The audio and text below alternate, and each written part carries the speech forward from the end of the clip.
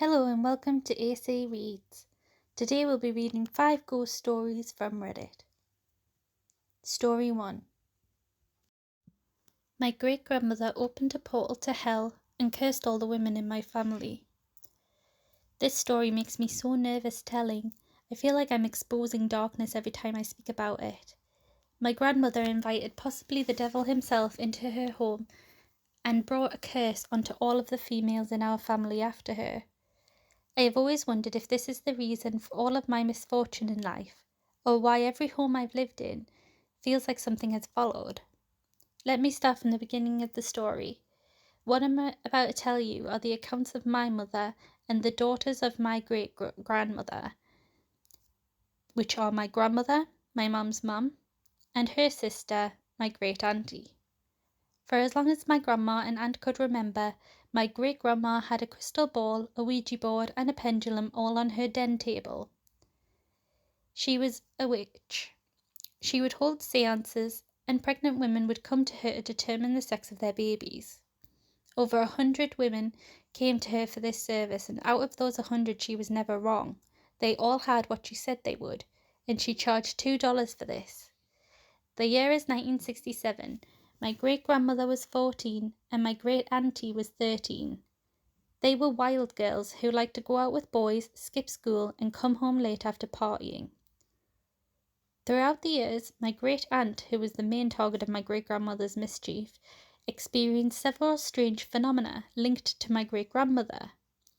From a white veil coming down from the sky and almost suffocating her after my great-grandmother found out that she'd lost her virginity, to a black coffin appearing on my great-grandma's porch, and when my great-grandma got mad at my aunt for not answering the phone to her. There's so many other strange things, but these were particularly odd and unexplainable. However, none of these small accounts would compare to the night when my great-grandmother went from doing a little bit of magic to full-on inviting darkness itself into her home. One summer night in 1967, my grandmother and great-aunt came home 2 a.m. drunk. They were loudly giggling and stumbled into the home. When coming in, my great-grandmother was sitting in her den waiting for them. She was furious, but they laughed and just told her to go back to bed and get over it. Outraged and feeling like she had no way of controlling her daughters, she fell to her knees and began praying out loud to the devil himself for him to teach her daughters a lesson and make them behave. They didn't take her seriously. They were mocking her as they stumbled into the bedroom they shared and began getting changed into their nightdresses. Quickly falling asleep, 3 a.m. approached. About an hour went by, and my great-aunt began hearing my great-grandmother's brother, who lived with them, coming down the hall, which was odd because his bedroom was on the other side of the house, and there was no reason for him to be in the hallway. She knew it was him because he suffered from stroke, so one of his legs dragged behind him. So she heard him coming, a footstep and a drag, over and over, until it was outside of their open bedroom door. Laying on her side with her back to the door, she called out in Spanish, "Tio, what's wrong? Do you need something?" No response. As she tries to turn around and sit up, she realizes she can't move. A sense of pure evil filled the pitch-black room. Panicking now, she suffers for over 30 minutes, paralyzed as she feels someone standing right behind her. Fully knowing this wasn't her Tio, it was something malicious.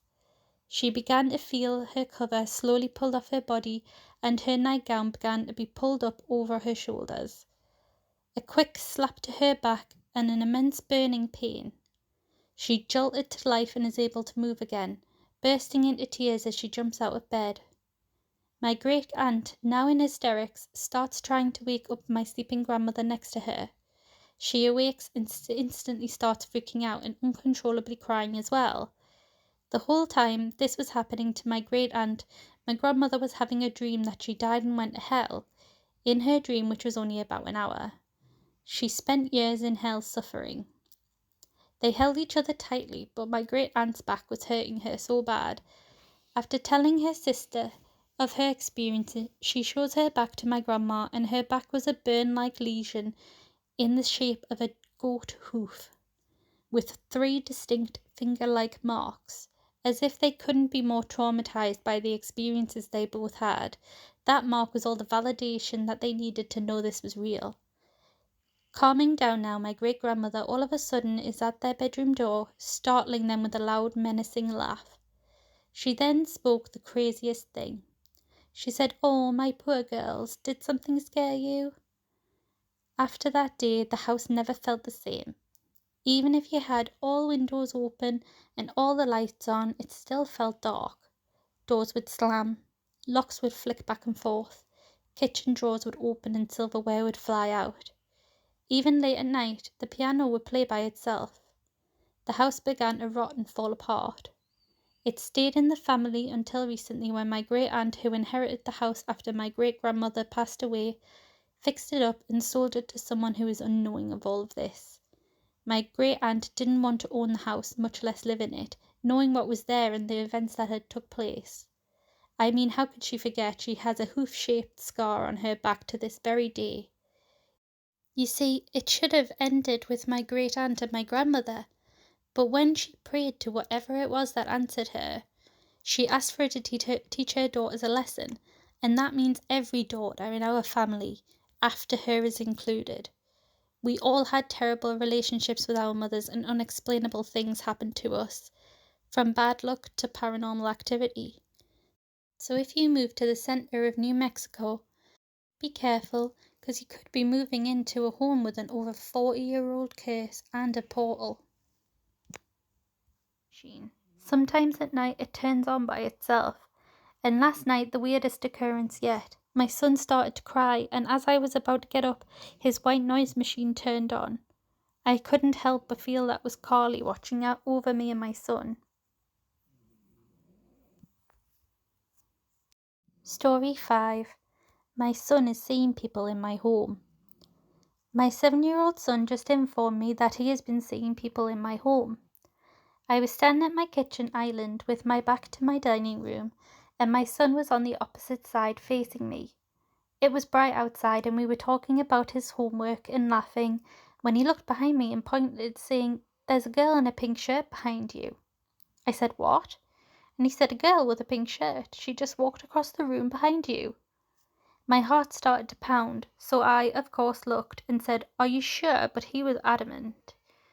Now, the night before, he and I were walking out of my bathroom into my bedroom, which was dark, when he said, "Mum, I saw a rabbit hop under your bed," and asked if I saw it too. I laughed and said it was just a shadow, honey, and blew it off. He then told me about the girl in the pink shirt. He said, "Mum, my brain is seeing people in our house." He said it just started, but I have seen a few people. This is a normal, everyday kid. He plays baseball and loves everything boy-related. I am a nurse practitioner, so I know what signs to look out for when it comes to mental illness, and there were none. I will say that when my son was born, he was very ill. He was born at 26 weeks and wasn't supposed to make it through the night. Obviously he did, and at a few months old, he went into cardiopulmonary arrest in my arms and technically died. I did CPR until help came, and they eventually revived him. It makes me wonder if that has something to do with it. You know the whole, if you die you can see dead people. Please God, I hope it's not that. He also had an unusual concern with death for his age. I don't mean in a creepy way, I mean more concerned about when my husband and I will die and when we will see him, etc. Also, since his grandfather passed away, he also asks about him. Where is he? Is his soul still here? So on and so forth. My 11-year-old would never have asked those questions before. I don't know what's happening, so it's starting to freak me out. It doesn't feel heavy or dark in my room, and my son doesn't seem scared, so I don't know who else to ask. Thank you for listening to AC Reads. We hope you'll join us in our next video, where we'll look at another 5 scary stories. Until then, I hope you have a wonderful day, and I hope you're not too scared to sleep tonight.